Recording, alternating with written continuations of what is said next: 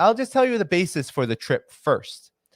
I was invited by the Chinese Association for International Understanding, a Chinese NGO. This NGO does fall under the auspices of, drum roll, the International Department of the Communist Party of China. So I know what you're thinking. Ooh, I'm an agent of the Communist Party now. But in reality, the Communist Party of China is the ruling party in China. And I believe actually it's a very good thing that NGOs don't have this independent kind of private foundation character to them in China where they can just do whatever they want. This association is independent of the government in many respects, but it is staffed and employed by government employees. It's a government institution in many ways. And it's dedicated to building a further cooperation and really mutual exchanges among peoples of different nations. And because of COVID-19 and all of those restrictions, it hasn't really been able to do that work for quite a while. So they're looking to get back into it, and they hosted a dialogue. It was a huge conference, mind you, a huge conference, a dialogue on exchanges and mutual learning among civilizations as part of the rollout of the Global Civilization Initiative of Chinese President Xi Jinping. And so the trip started in Beijing.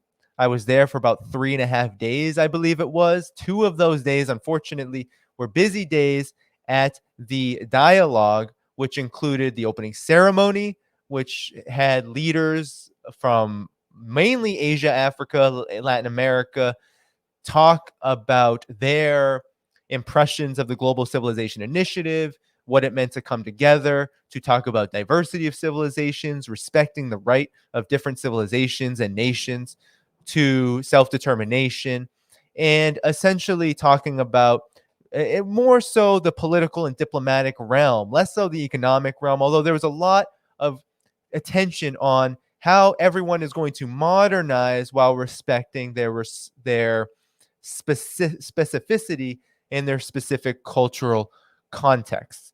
So that was the basis for the dialogue. Lots of presentations on the first day. The keynote was actually the vice president of China, and he gave the keynote speech, and there are many other leaders as well that attended. And so I attended a delegation. I was the only American who came from the United States. And I was with pretty big, like, I mean, people that I wouldn't normally be hanging around with, right? The Ali Al Hafni, the former Egyptian ambassador to China. I was with Fernando Jacamino, the current vice minister of culture to Cuba, and many, many, many others. I told you about Sergei Sanakoyev as well. And so it was a great trip. We attended 4 cities in 10 days. It was a lot of travel. We first started in Beijing for the dialogue. I moderated a panel at the conference portion of the dialogue. And then I did hang out in Beijing. I did get to meet Li Jingjing. I did get to meet some other friends out there. But we were off to Lanzhou, which is a city in Gansu. It's the capital of Gansu province in western China, very close to Xinjiang region, actually. I'd been to Dunhuang, which we went to after. But we went to Lanzhou for a day, and then we traveled to Dunhuang for a few days, and then we ended in Shanghai. The rest of the delegation was a mixture of official kind of meetings. We met with the Dunhuang Academy. We met actually with the head of publicity of the province in Dunhuang. And in Shanghai, I actually met Yang Jiechi. I don't know if you remember him. He was the former top diplomat under Xi Jinping before Wang Yi was promoted. And you might remember Anchorage, Alaska, and that disaster between him and Blinken. I met his brother, Yang Jiemian, who is the head of the Shanghai Institute for International Studies. He is the chair, and he gave a presentation on the last day in Shanghai. And so that's what I did. I mean, that's the combination. Then a lot of tourism, right? I got to go and see the Pearl Tower over in Shanghai. I got to go. Well, I went by myself, but I split off from the group and got to see the founding place of the Communist Party of China in Shanghai, in Dhaiphong, the Maga Grotto caves, the huge Buddhist temple caves, also the Minsha Mountains, which is a huge desert, in Dhaiphong, in Lanzhou, a lot of cool things, good food, lots of Hui Muslims there. Um, and then in Beijing, I got to meet a few people and spend some time in the city. But now I'm going to show you some photos, and let's see if I can do this. That was basically the trip. I also got to go. I went to a club in Shanghai with a friend, Dana Burton. Some of you may know him as Iron Mike. He's a Black American from Detroit who lives in Shanghai. He's been on the show before to talk about his experience as a Black person in China, and he met up with me, and we went to a club. I met his friends. I actually met the former assistant to Alibaba, Alibaba's Jack Ma, which was really interesting. Really nice guy. He actually went to school in the United States, and I believe spent a lot of time in the U.S., if not was raised here. And he talked about his independent project that he's doing to try to bring youth culture through media to the Western world, youth Chinese culture to the Western world, and show people the real China. And so I got to meet some really interesting people.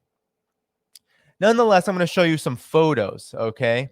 I'm going to show you some photos of what I saw exactly.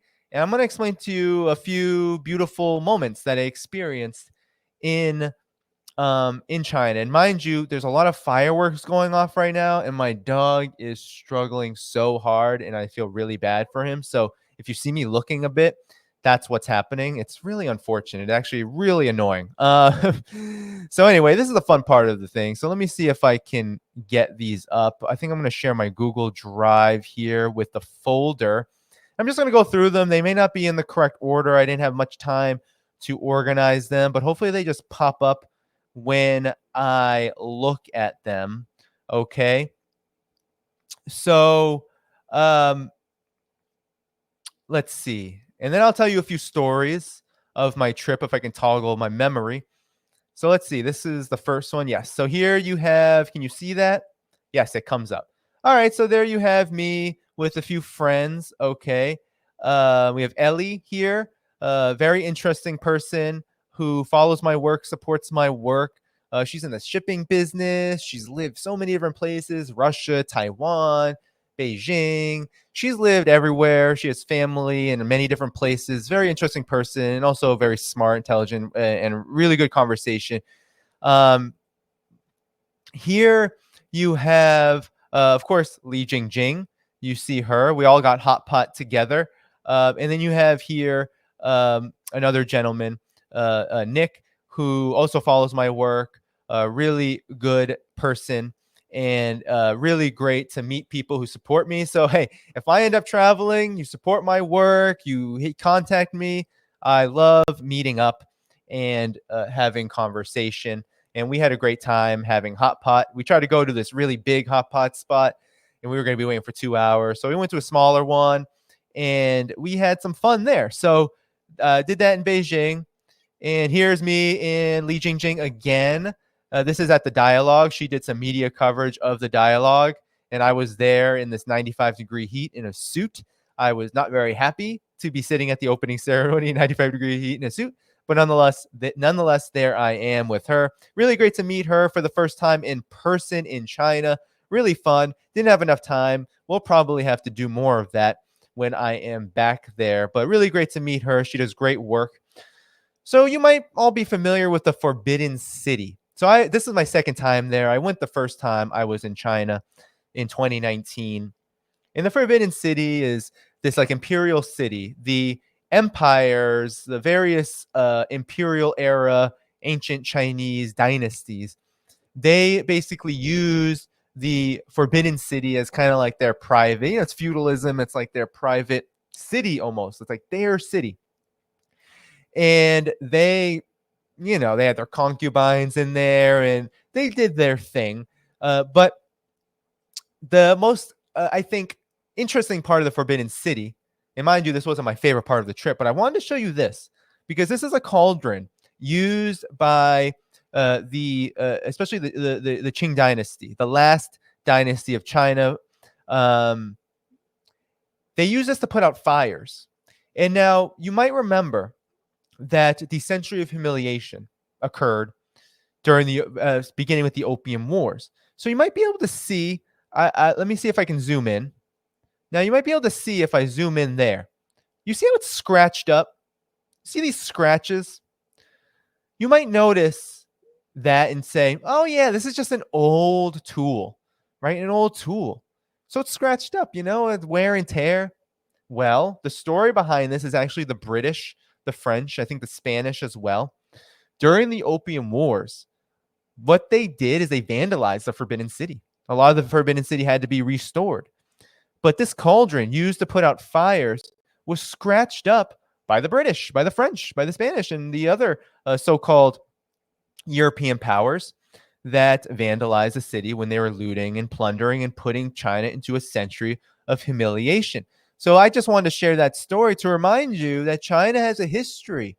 It's not just now that China is coming under the target of Western hegemony. This has been a process for a very long time. So I just want to show you that. Here is a great contrast. So again, China is a socialist country, socialism with Chinese characteristics. And this was termed during the opening up and reform period to note that while China has a socialist economic base, while China has a socialist government, it has opened itself up to the world market and allowed foreign direct investment with the condition that this investment serves the development of the entire country to the benefit of the majority of people and not just those who are coming in. So these companies do not dominate the country, but they do come in, they can make their profits, and they can serve a purpose. So here you have McDonald's, right? You have Kohler, you have these foreign corporations with alongside this celebration of the 26th anniversary of the liberation of Hong Kong from the British Empire, which happened in 1997. So it was the 26th anniversary when I was there. And so you had these signs all around China. I just wanted to show that contrast to let you know what it means for these countries, for this country to be socialist with Chinese characteristics. This kind of symbolizes it to a great degree. So this is in the really a busy shopping center in Beijing. And here's another image of this. This is the 102nd anniversary of the Communist Party, which also falls on the same day of July 1st. So that was seen around. And so the conference was held in a place called the Classic Publication. Well, it's called actually the Chinese National Archives and Publications Building, and this is the Classic Publications and Archives of Marxism Leninism, a large section of this building. It's a new building under Xi Jinping that was built to basically gather all the publications and documents that have been written as much as can be preserved. And so it's kind of like a museum of publications. Very interesting place. And this is where the dialogue was actually held. The only complaint I had about that was that it's very far north of Beijing. Like it's still Beijing, but it's like an hour and a half from what you would call the city center. Beijing is mainly urbanized, so there really there is a center, but it's not the same as like Manhattan, for example, in New York City. However, nonetheless, I was like in the mountains. That's where my hotel was. It was kind of, let's just say, a pain to get. One of the few places where there's no metro. So it was a pain to get to this place. It took like an hour by car. And then when I wanted to meet up with people like Li Jingjing, what I had to do was I had to take a cab. I had to take a cab an hour and a half. And I want to just let you know, though, that before I talk about, and so you have Lenin and Engels pictures here, Mao, you see, there I am with Lenin. And I'm going to talk about me moderating this dialogue in a second. There's my name tag. I want to talk about my cab ride experience because it immediately hit me coming back to the United States. It immediately hit me. I was in a $100 plus taxi back to my apartment.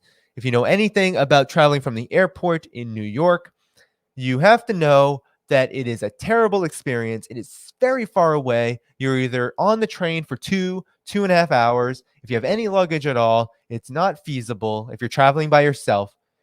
And so you have to take a taxi. And taxis are incredibly expensive. It was over $100 to get about 10 to 15 miles.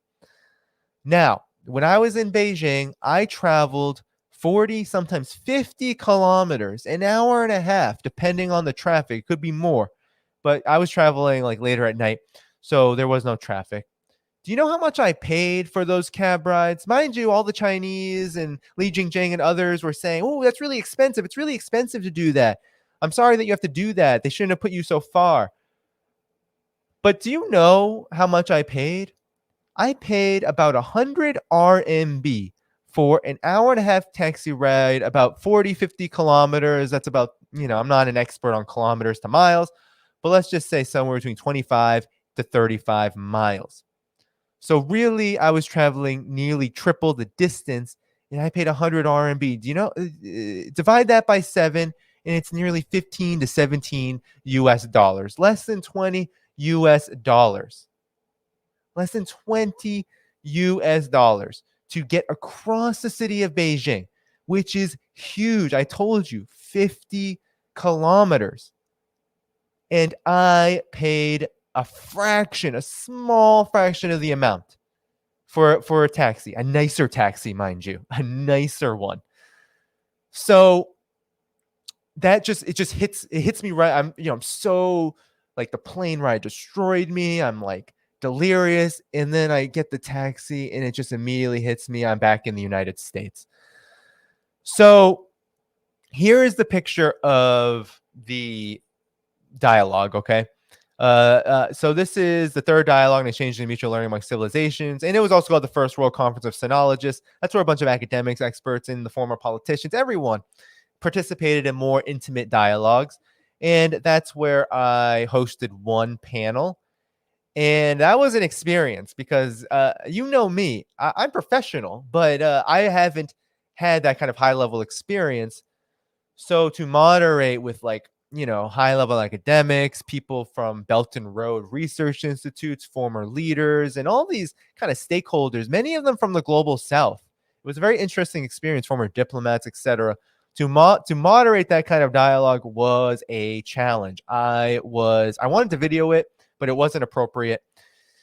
There was Chinese media videoing it, but I didn't have the appropriate equipment. It was just not it was not doable. And I was not trying to have the vice president of the organization moderated before me. So I really wasn't trying to make that kind of scene, but nonetheless, I had a great experience moderating it. And it was a little bit humbling, a little bit scary, I got to say. And here you have the dignitaries. You had people from Kazakhstan. You had people from Malaysia. You had people from here, a major professor in South Africa who gave the final keynote speech at my panel. Here's Ali Al-Hafni. I don't know if you can see what I'm doing here. There he is. I don't know if you see that. Yes, you do. So that's the former Egyptian ambassador to Egypt. I mean, the former Egyptian ambassador to China, who was on my delegation. Sad he had to leave after Beijing because I really wanted to interview him and I had no time in Beijing. But nonetheless, you can't get them all. So there is the picture of the session that I moderated. Strange experience. Actually, this is the CCTV, China Global Television Network as well, building. They call it the pants building, the trousers building, because it looks like a pair of pants. That's where Li Jingjing works. And so we walked by it on the way. Thought I would show you what it looks like. And here is the tallest building in Beijing. It's just a commercial building, lots of offices, but it's the tallest building in Beijing. And I tell you, when you look up, you will get dizzy. Let me see if I can zoom in on a little too much. So there you have it. The tallest building in Beijing. You will get dizzy looking at it. All right. So Very impressive. Now, now we're off to Lanzhou. And this picture was taken at the Water Wheel Park, which is just a tourist attraction to show how people in Lanzhou during the more underdeveloped periods use water wheels to generate energy so that they could do things like cook, etc. Power lights and all of that. Well, it's a beautiful place. This was very funny. Here's the core socialist values of China. And I actually do have them translated. Let me see. I don't know if I'll be able to find them. I could probably actually just look them up for you because they're all over China. So you'll see this. One thing about China is, well, you will. Oh, here we go. Yes, we have them here. So while in China you do have corporate advertisements here and there, you do have them, especially in the busy shopping centers. It is not to the degree that you see in the Western world. You will not find in your face, provocative, hypersexualized, whatever your opinions on all of that is. But you won't find kind of like an intense culture to sell you things. That's more like in China. It kind of is more akin to the rest of Asia, where except a lot of Asia has been very much privatized and corporatized by the Western world. But in China, what you'll have more of is just Chinese businesses and markets, etc., try to sell you things like in person rather than there be like super advertisements and billboards everywhere. But you will find what some China haters may call propaganda, but really it's just reminders to people in celebrations of the leadership of the country, which is revered. And believe me, if you go to China, you will know that many Chinese, if not most Chinese people, I mean, most Chinese people adore their leadership. They really do believe their political leadership is something to talk about. So here are the core socialist values: prosperity, democracy, civility, harmony, freedom, equality, justice, rule of law, patriotism, dedication, integrity, and friendship.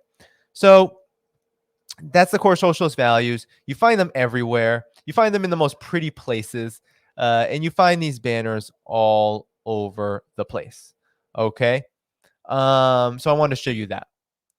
Here is the water wheel park, probably the most beautiful part of it, to my opinion. I don't find water wheels to be beautiful, so I didn't take pictures of them for you. But here's a view of the park. Very clean, very beautiful, very spacious, very green. China is very green. They've put in a lot of work. I mean, they lead the world in planting trees, in reforesting. They lead the world in that. I believe they make up 25% of new added green space. And if you go to China, even in Shanghai, all across the big cities, you see it. It's not just the big parks like in New York or in other cities. In London, where I was, you'll have big parks, right? Big parks, beautiful green spaces. It does exist, but it's very concentrated. It doesn't exist in most other parts of the city. China, it's much different. China is much different. Everywhere has green space for the most part. Not everywhere, but the vast majority of the cities. And so here's just one example. Beautiful. Loved it. Here is the airport. So you get a Communist Party of China history at the airport. This is me going through security. So mind you, security was not that bad at the airports in China. It's nothing like the U.S. It's nothing like TSA. I got to say, security at the airports in China, much better, much easier to go through. And you know what? They're just government workers. The security in airports, they're actually nice and helpful, and people that are really out to serve more so than to like bash you over the head if you do something wrong. So here you have a history of the Communist Party of China along the walls at airport security. So I found that to be very interesting, to say the least. And it just goes to show the commitment of the political leadership in China and the Chinese people in remembering their history, learning their history. Actually, on the way back from China, on my 15-hour trip from Shanghai back here to the US, I watched the movie 1921 on the plane. They had that movie. It was great. I loved it. It was a great historical depiction. It was also dramatized and fun, but it's a great movie. And it's just funny that it was on the plane. If you've flown in the collective West, most of the things that you can watch on the plane are kind of, how should I say, superficial. Not to say anything against fun. We should all be having fun. But let's be honest. We're not going to learn that much on the plane rides on Delta or any other airline in the collective West. So 1921 was a great movie to watch on the way back from Shanghai. And it's also good to see China's commitment to its history here, um, in airport security of all places. Now, this I really am going to talk a lot about. This was a huge and beautiful moment. We went to Dunhuang. If you don't know anything about Dunhuang, it's a major city along the old ancient Silk Road in the province called Gansu. And this province has been historically one of the poorest in China. And why is that? Well, because it's a desert, essentially. It is a desert. It's basically a traveling place. It is beautiful, historical relics, so much culture, so much to preserve. A beautiful place. I love that. This is my second time going there, and I had a much better time, I believe, the second time than the first because I got to go to many great places, including this performance. So I'm going to tell you about this performance, okay? This performance. Now you see these performers here in the background, right? And these performers now put on a show about the story of Gansu. And it was about kind of life during the Silk Road. It was beautiful, lots of great music. Couldn't understand a thing because it was all in Chinese, but it was beautiful and it was great to see. A really interesting point about this, it was held at the Grand Theater, just built in 2019. Beautiful, magnificent theater, really nice. But the most important thing to note here, why I wanted to show you this picture and not just a picture of the theater, which you can look it up, Grand Theater of Dunhuang. But this performance was so beautiful for many different reasons. Number one, those performers in the background, the dancers were all deaf, and the singers were all blind. So it was really an ode to the disabled community all throughout China and the talent that they have. Um, and I just thought that was incredible because I tell you, the skill of this performance, it blew me away. But the fact that they were disabled, right? You had the dancers following sign language while they were dancing. It just blew my mind because they couldn't follow the music. So they had people on both sides giving signs. I was just blown away by all of that. But now comes another really important part of this performance and why I showed you this photo. So here you had the daughter of Dunhuang, this older woman right here. Let me highlight her. Can I do it? Is it going to let me do it? No. Okay, so right here. It wasn't letting me do it in the past, but here you have the daughter of Dunhuang in the middle. It's her 85th birthday. Her name is Fan Jinxi. And Fan Jinxi is a woman who dedicated her entire post college life. She's from Shanghai, from the big city. She dedicated her whole post college life in the Communist Party of China to living in Gansu province during the most underdeveloped, poorest period of the province, to go there, to tell its story, to help the province uh, uh, maintain and preserve its cultural integrity and all that it had to offer in that way. So she worked for the Dunhuang Academy. I believe she was one of the founders of it. And she essentially spent her whole life going through all of the relics, all of the various sites, and helping the party preserve them for people to see so that they could be used as not just a tool of preserving culture, a rich culture. Dozens of ethnic groups live there, a wonderful history of the Silk Road residing there, but also to help the country, to help the province develop, because tourism now is domestic tourism is helping this province develop just so significantly. When I was there, you can see it. The tourism is bustling and people are making money while essentially just promoting their own businesses, their own culture, showing what Dunhuang is all about. and she was given a whole celebration. You should have seen it. I wish I could play you the video. I just didn't have time to send, but I will be posting these all over. You had people, a full packed house in the theater, rushing to the front, wanting to take pictures of her, wanting to be around her, clapping and cheering. And it was like she was like a Kim Kardashian or something. It was like she was a major celebrity all across China, because everyone at this performance were tourists. They were from all over the country, and they were just so happy to see her. And I'm just going to show you. I'm going to actually stop sharing the screen and share you a quick article about who Fan Jinxi is. Okay, so she's the daughter of Dun Huang. All right, I'm not gonna play too much of it, but basically, she was the former president, honorary president of the Dunhuang Academy. This is her right here. She is basically here, the daughter of Dunhuang. So she was born in 1938 in Beijing, and she came from a very kind of more well-to-do family, educated family, and so she was actually named Jinxi, which means beautiful poetry. So um, she liked cultural relics, and she went to Peking University where she did archaeology. And so she went to Dunhuang for the first time in 1962. And let me just zoom out because for some reason I can't see the whole thing. All right. So she went to Dunhuang in 1962. And so she went with 3 classmates, and they went to the Dunhuang Institute for Cultural Relics, now Dunhuang Academy, to do field work, and there she stayed. She was dumbfounded. She thought it was just the conditions were so bad there, but there were so many things to preserve.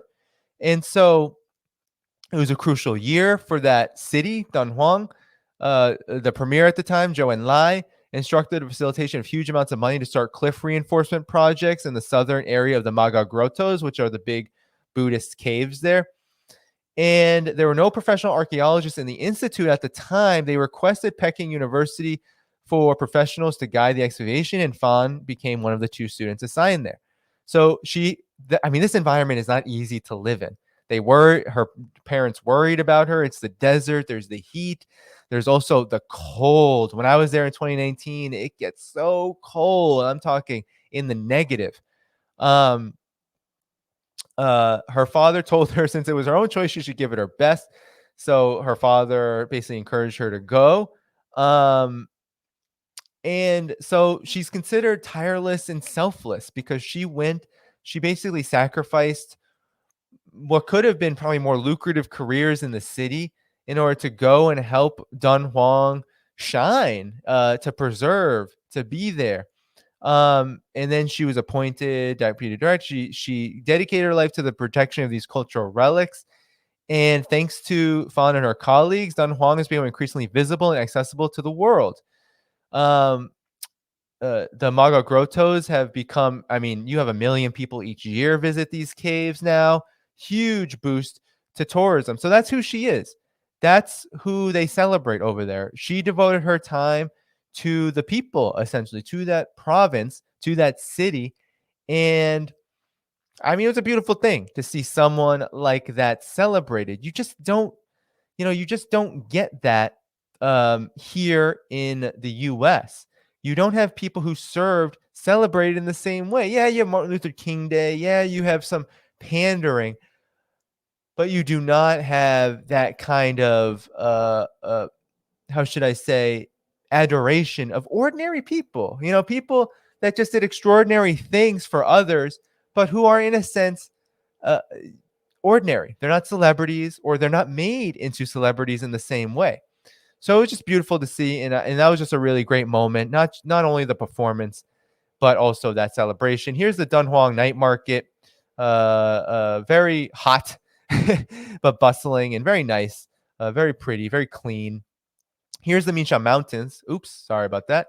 So there's another picture, but here's the Minsha Mountains. Beautiful, right? Look at this huge desert. Yeah, camels. Oh no, where'd it go? Hold on. For some reason, my screen is not sharing anymore. That's strange. Maybe it wasn't sharing that whole time. Let me see. Going back. Okay, you should see it now. So, all right, let me go backwards. All right, let me go backwards. So, all right, here's the night market. As I said before, beautiful place. Very fun too. Very cheap. Very fun. Just go there. Dunhuang is known for dry fruit, so you can get a lot of really nice dry fruit there. Here you have the Minsha Mountains, which is really a desert, and it's beautiful. So there's just a scene. There are camels, there are horses. Very interesting, very sunny, but the view is beautiful, stunning. It's stunning. It was just beautiful, stunning. Here is the head of the publicity department of Gansu province. She actually studied in um, in the United States for about a year. She did a study abroad here, and she had a lot of choice words for me. She told me, "You need to tell the United States that you need to tell people in the United States what the real China is like. It's nothing like what the Western media says." It was very interesting to um, speak to someone like her and to meet someone like her who very official capacity. She really was there to present to us what Gansu province, a very poor province in China, still, I believe, still second lowest GDP in all of China, but fast developing. And she told us about all the things that they're doing to use culture as a mechanism for economic development. Here is Dana Burton, who I said, Black American from Detroit, hip hop extraordinaire, someone who makes money through his own business, hip hop. So he met me at my hotel. There he is. He took me around for a night. That was fun. There's the club we were at. Somebody asked about the music in the chat. This is in Shanghai now. I met Dana in Shanghai. The music, it's a lot like American and Western music, I believe. It was, techno and old. Actually, there was a lot of old hits, like a little old R&B pop hits. I remember Pony by what's his name? Oh man, I forget his name, but it was, it was a fun time. It was interesting. And here I will tell you about these two wonderful young people. They are two of the folks. So this is Shanghai in the background at the top of the Pearl Tower. If you're afraid, no sound. Is somebody saying no sound? Did I lose my sound? This is why I need a new laptop. Somebody said no sound. Let me know. Sound check, sound check, sound check. Genuine. Oh yeah, Genuine. That was his name. Give me a sound check. Okay, everybody can hear. All right. So that must just be one person then. Okay. So, these two they were they're part of the staff of the Chinese Association for International Understanding. They were helping us as a delegation, and I spent a lot of time with them. Spent a lot of time with them all throughout the cities. And I'll just tell you their stories, or at least their impressions. Very young, very committed. They're members of the Communist Party of China. Now, not everyone is a member of the Communist Party of China in China, but they are. And so I got to have a lot of conversations with them about what it was like. What does it mean for them? And so for both of them, they both come from more underdeveloped provinces, and they both joined the party because they wanted to give back to the country. They wanted to develop the country, and they believed, after reading Xi Jinping's works, studying him, studying their leader, they believe that his vision is exactly what younger people and really all of China needs to become stronger, and that they're at a stage where China is seeking to become stronger, not just seeking to become independent like the first stage, or to become more economically prosperous, as in the second stage, when we look at the Mao period, the Deng period, but actually to become strong, to become a country that can stand on its own feet. And so they want to be part of that process. And so, speaking to them, I got to learn a lot about what it's like to be a young person in the party, what they have to study, how dedicated they have to be. And I got to learn some interesting things about sort of the intricacies of what it means to serve people in China.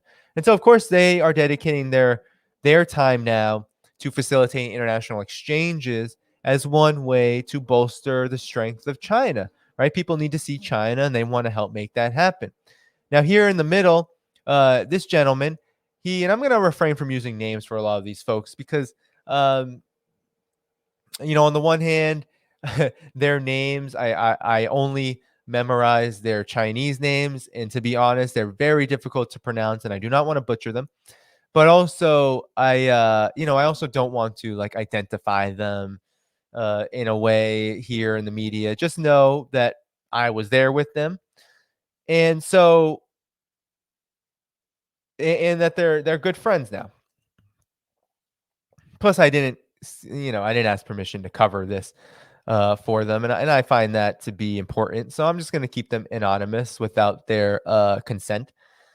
So with all that said, these folks, these party members, they had a lot of interest in this. First of all, here in the middle here, he hated Shanghai, and he did not like how Western it is. I mean, he's been there before. He didn't like how Western it is. He finds a lot of Shanghainese very ungrateful. He said, and I mean, it was all very valid stuff, right? Because there is a lot of worship of the West, more so than maybe in other parts of China. And he called it the Shanghai City disease, where there are a lot of Shanghainese, they speak another language, they do have more affinity toward the West, and they also have maybe feelings about the party that are less amenable.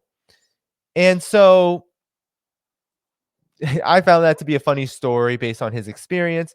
And here, this gentleman on the left, or on the far right, probably your right if you're watching. No, it's probably your left if you're watching this. My right in the picture.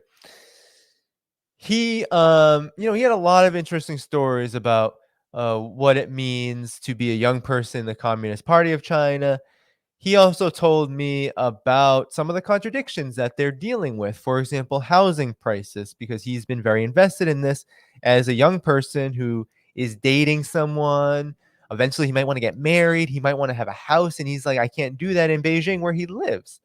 And so he was talking about the contradictions about that, about the rising housing prices, what the government is doing. He told me about a policy about how the government is requiring developers to uh, have a certain portion of the buildings be for people of lower incomes, where the prices for whether it's mortgage rates or whether it's rentals, that the prices have to be within affordability for people with lower incomes. So entire buildings have to be dedicated. Unlike in the US or maybe some Western countries where it's mainly tax breaks and it's just based on maybe median income, this is based on actual income, and the buildings themselves have to be dedicated a portion. He also talked about how um, there is a there is an interesting phenomenon in China that many people don't understand. Because I was asking about working hours, because a lot of young people, especially in the tech industry, work very hard, especially young professionals, but also in the factories too. There can be a culture of overwork, maybe. And so I asked him about that because there's a lot of criticisms about that. For example, at Foxconn. And while he wasn't familiar with Foxconn, he was very familiar with, for example, 996 culture. He was also familiar within the factories how people can work 10, 12 hours a day. And how a lot of those who work, they come from the countryside to make a lot of money. So they can go back to the countryside with a lot of money. And we had a conversation about that. And he made a really good point.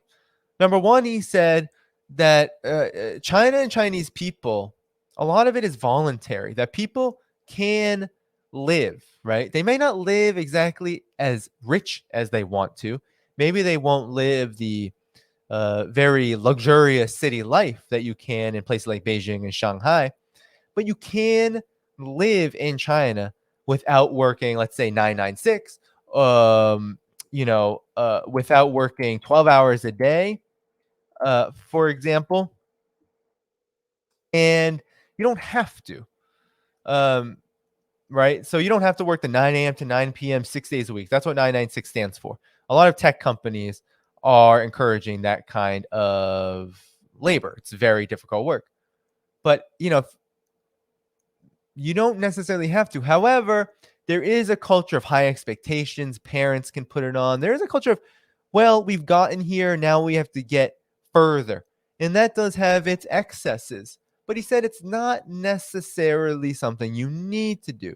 But it is he said he understands that it can be a difficult choice for young people. Either you make a lot of money working grueling jobs, or you make less money, maybe you have a lesser standard of living, maybe it's not looked upon as maybe as well, but you're not going to, let's say, go hungry, for example. But he said also that there is a phenomenon they're still dealing with in China, and that is the fact that China is rapidly developing. We're talking about 70 years, right? 70 plus years of developing, let's say, a socialist independent country.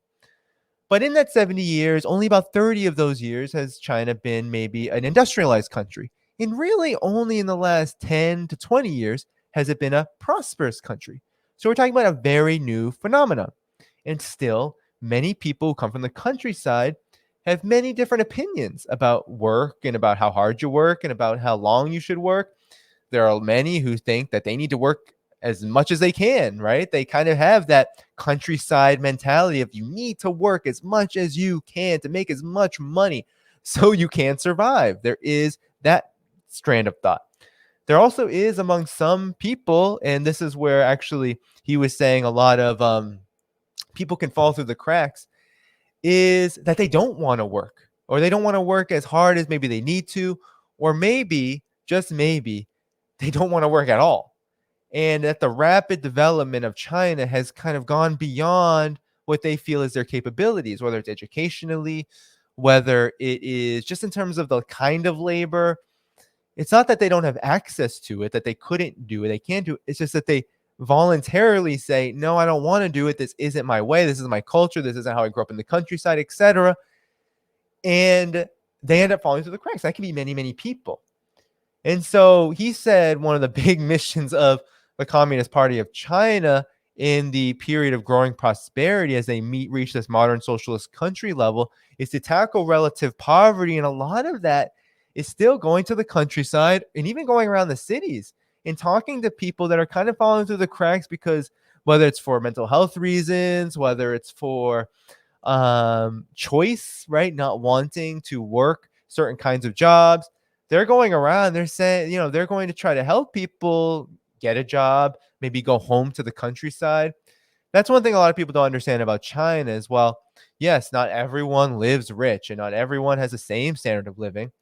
Everyone can live a decent standard of living in many cases because everyone has the option to go back to their village. And China is pouring many resources into the countryside in order to develop there. So while China works on getting cities in the countryside to a more even development level, it is also having to work on those people that may fall through the cracks because of how rapidly the cities are developing, how many people come into the cities for work, and how some of those people may not be fit to work in these jobs, may not want to work in these jobs, whether it's factories, whether it's tech work, etc. Whether they become ill, whether they become sick, mentally ill, right? Because it's destabilizing. So these are the contradictions of socialism. And he said a lot of the government's work now is finding people who are in this situation and trying to encourage them to work in what way they can, trying to help them, right? So he said, his partner actually, she's a public servant in Beijing, and she does a lot of just door knocking all over in the neighborhood, asking people what they need, what they do, where they are in life, how can the party help them, and what resources are available, how to get people Social Security and income and housing if they need it. That's a big mission of the party. So it's let's just say it was very interesting talking to them, and I had a great conversation. And here's Shanghai, beautiful place. Some people it's not their vibe. There's light shows. Some people don't like this, but I had a really good time watching the light shows and going on Huangpu River. So, and here is two luminaries that I met. Fernando Leon Jacamino, who is the Vice Minister of Culture in Cuba. He was the other panelist host of a conversation with Yang Jiechi, former top diplomat of China, his brother, Yang Jiemin. And we had a conversation about China's path to modernization at the Shanghai Institutes for International Studies. I asked him a question about multipolarity and how China's path to modernization fits in with its commitment to international law. And he ended up going on what I found to be a very enjoyable analysis of how the U.S. has to become just any other country. That is its destiny. It can no longer act like a hegemon if it's going to live in this world peacefully and stably.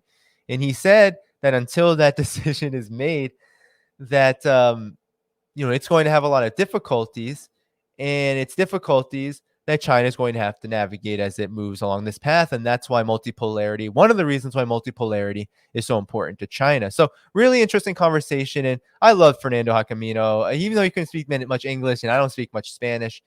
I hope that we can connect again. We talked about maybe me coming to Cuba at some point in the near future, and maybe doing some of the similar kind of work I did while I was here in China, documenting, doing video interviews, etc. So I look forward to that. Great guy. I mean, a poet, storyteller, a writer, amazing, and a very just sweet guy. I mean, 100% Cuban socialist, Cuban revolutionary, just like sweetest guy, very serious and very smart. We talked about Fidel. We talked about his background. It was very cool. And this was a great photo in Shanghai. So this is actually the building. I think this says like spirit of the people or something to that effect. And maybe that's the wrong translation, but something spirit. And this is a little girl. I want to zoom in. Look at her face, first of all. So she was saluting for her family, taking a picture, and I had to get a picture. And obviously, she was a little perturbed by that, but it was just too sweet of a moment watching this little girl salute to the founding building of the Communist Party of China in Shanghai. And I just a great moment. I mean, I just walked into that. It's so unbelievably cute and wonderful to see. And that's the spirit. I mean, this little girl, I mean, how old? I don't know, 9, 8, maybe 10 at the most, if lucky. But somebody said spiritual road, so spiritual path. So there you go. Thank you for the translation. So there you go. And then let's see if there's any more photos. Here's me and Andy Borum at the same location, just by the park area. Very humid and hot. There I am in front of the founding place of the Communist Party of China. Those of you who don't know the story, they met as 12 people and 2 Soviet assistants. They were actually caught by, this is the French Quarter, so they were actually caught by French authorities in league with their collaborators at this time. You may know that the collective West was putting China through a century of humiliation, and that the West arguably controlled a lot of Shanghai because it was where the settlement houses were, the banks along the Bund. And so they were caught and they had to run away. 12 people. They had to take a boat and regroup. And a lot of them actually, KMT eventually assassinated. So a very sad story, but it ended up being a very heartfelt and beautiful one because they won in the end and the collective West lost. And that's why China forever remains a nightmare to Western hegemony. And I want to show you this really quick. You might not be able to read this very well. Hopefully you can. Actually, you can. The Belt and Road Lane. So here I am in Shanghai, stressing out because I thought I was going to be late. So China still has, I will say, I would like China to get rid of the health declaration, not because I think China should do it, but it was very hard to remember to do the health declaration. It's like a form online, basically saying you don't have any symptoms.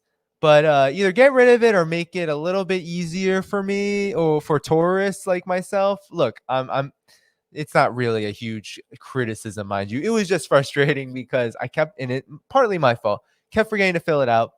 Try to do it at the airport, do it on WeChat, the Chinese app that I've had for years.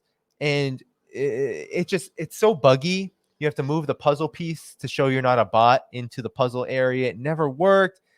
And some of it was my fault, honestly, because I should have just asked an airport worker to help me from the get-go, because I eventually did, and she just helped me, and it was so easy, and they let me cut the line because I was in line and had to figure it out on the sidelines as the line was moving through security. So I should have just done that earlier, but I tried to figure it out on my own. Almost was late to my flight. Nonetheless, here it is, Shanghai Airport, and I thought this was interesting. So many of you may know, here's the Belt and Road Lane. So this lane exists in many Chinese airports, if not all of them at this point. And essentially what it is, it's a special security area, special customs area for people coming to the Belt and Road Initiative countries.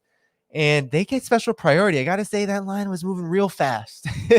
So if you think China is not prioritizing the global south, you have not seen the Belt and Road lane, because I saw it and they were moving through that lane very quickly while we other folks were in a big long line trying to get through security. So I just found that really interesting, showing the commitment of China to the Belt and Road Initiative, which I cover a lot here. And let's see, is there any more photos? No, I think that might have been it. Yes, that was it. So long stream today, guys. Long stream. long stream. But it was a fruitful one, a beautiful one. And I'm glad I got to show you these photos. I didn't get to show you everything about China in this trip. I will be rolling more photos out. I was sharing especially with Patreon and Substack subscribers throughout the trip, because that's I had some time to do that, and I try to get some exclusive paid content. What I want to say is that it was a beautiful trip. I got to see China again. Very quick, but still very inspiring to see people's standard of living. Really, a really decent standard of living. Really decent. People are living better than they do in the collective West at this point. And also, I got to see all the contradictions. It is a struggle. It is not a straight path. It is not easy. I got to see, right, the contradictions of lifting people out of poverty while at the same time spurring investment that does lead to cities with high costs, right? But I got to also see how the government keeps things from getting out of control so that everybody can enjoy a higher standard of living, so that the life that people are experiencing, the better life, can be experienced by all to a certain degree. And so, China really follows the path that Karl Marx laid out when talking about the stages of socialism. China calls us the primary stage of socialism, which Karl Marx outlined was to each according to their work. It is not a fully equal society. It does not mean everyone has the same things, but it does mean that there are certain political conditions and policies, and especially a lot of state-controlled industries and leadership of a communist party, which help ensure that people are paid according to their work, and that the excesses of capitalism are curbed to the point where people can both be highly productive while also living a better life. That is the difference between here and the rest in the collective, between China and the collective West. Because in the collective West, what you have is you have development at the expense of the vast majority. You have productivity not going along with wages. You have infrastructure declining. None of that exists in China. And if you go there, you see. You can never imagine paying less than 50 cents for a train ride in the United States. You couldn't imagine paying less than $20 to go 35 miles in a taxi. It just doesn't exist, right? So, you get to see these things. You get to hear people talk about their lives improving. You get to see the spirit that people have, the confidence. You get to see the faith in their government and in the Communist Party, their ruling leadership.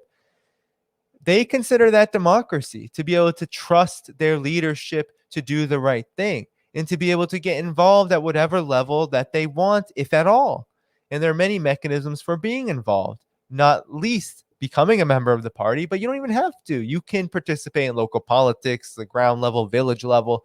You can, but it's not the same as the US or the West. You're not going to be electing Xi Jinping to president. No, who elects him?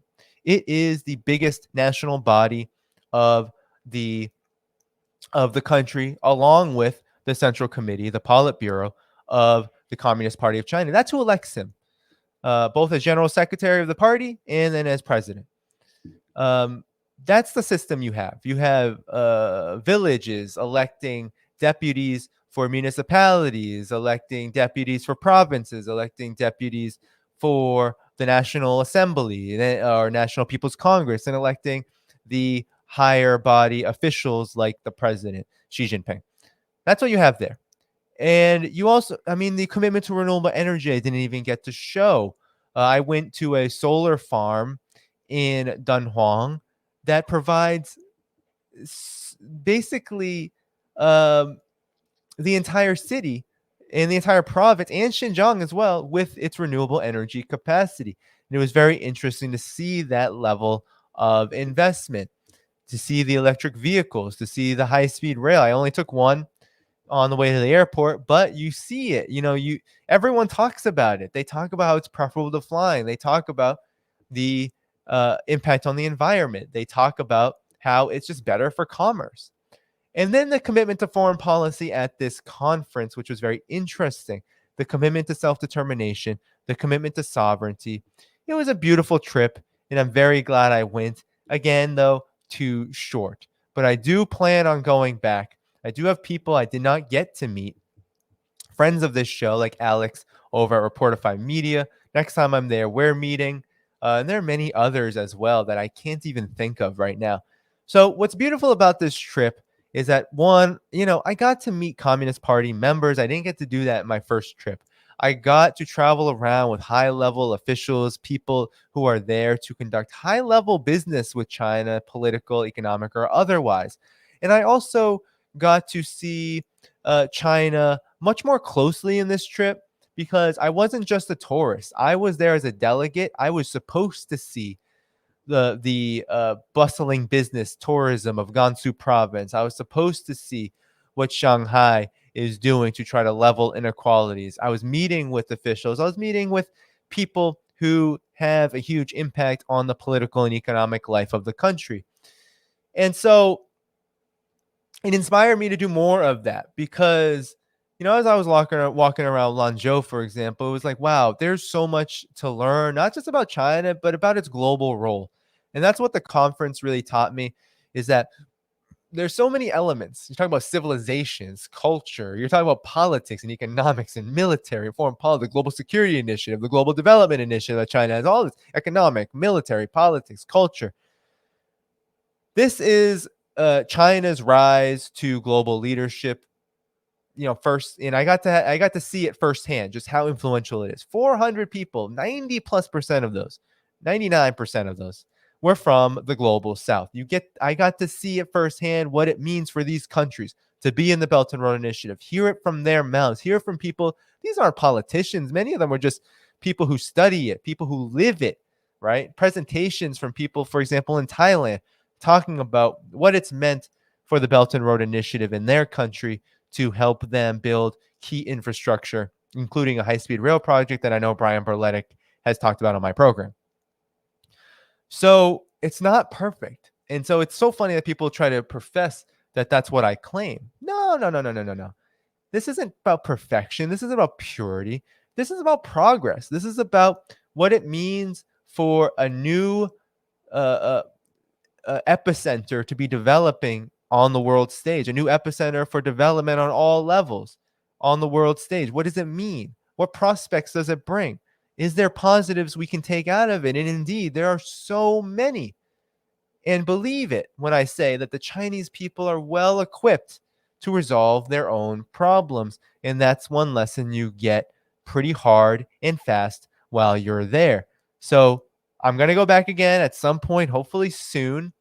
But until then, I'll continue to talk about this trip, hopefully share more on social media and the like. But before you go, I want to just point you to supporting my work on Patreon.